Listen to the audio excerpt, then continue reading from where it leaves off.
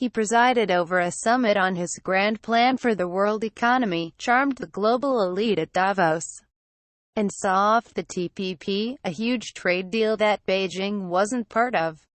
On Thursday, U.S. President Donald Trump handed China the keys and an extra tank of gas, quitting the Paris Climate Accord and shifting leadership of global efforts to limit climate change to Asia. If you're Xi Jinping, you probably could not have written a better script for how this year could go, with Trump essentially retreating across the board on these issues, says Christopher Balding, a professor of economics at Peking University. When there's a vacuum, China will step forward and take that. Even before Trump went public with his decision to ditch the agreement, China, the world's second-largest economy, made clear it would stick with the Paris Accord, while Premier Li Keqiang met with European leaders, including German Chancellor Angela Merkel, this week. With tremendous efforts, China will move towards the 2030 goal step by step, steadfastly, Li said Thursday.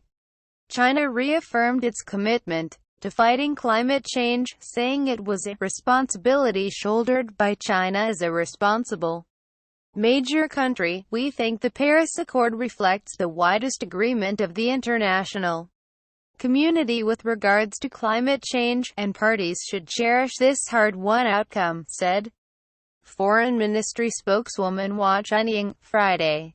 From climate bad boy to champion, China's hasn't always been a leading voice in the fight against climate change. In 2009, at the Copenhagen climate talks, the country was accused of dragging its feet. Li Shuo, a climate analyst at Greenpeace in Beijing, said China was once considered a climate bad boy. Three things have changed since then, says Balding. First, reducing pollution has become an important issue domestically, especially among the growing middle class. Second, China scented economic opportunity in clean energy and pumped money into the sector. Third, says Balding, scientists in China were very diligent and they said, look, climate change isn't just some Western conspiracy to keep China down. There's valid evidence. China has made strides in cutting emissions and promoting investment in renewable energy. But the switch away from coal has been slow. It still accounts for 66% of its energy mix.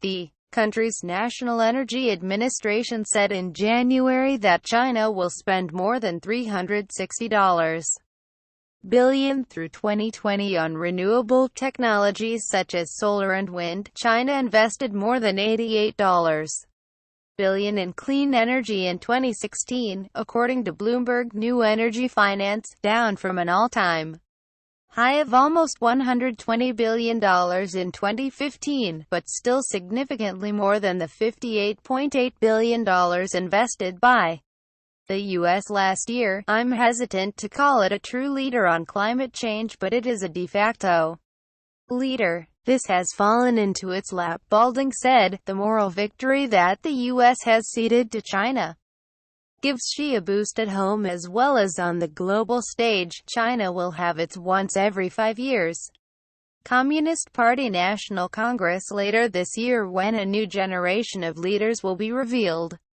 akin to an election year in the U.S., says Balding.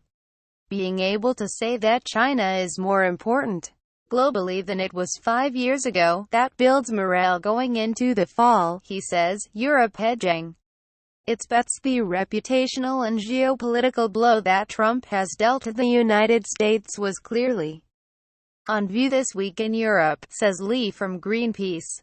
Trump was given a frosty reception by Merkel and other European leaders at the G7 and NATO, while the body language between Merkel and China's premier appeared much more comfortable. Lee is considered likely to capitalize on major policy fissures that have emerged between Europe and the Trump administration on climate, trade and defense. But for all their newfound passion, China and Europe make uneasy bedfellows.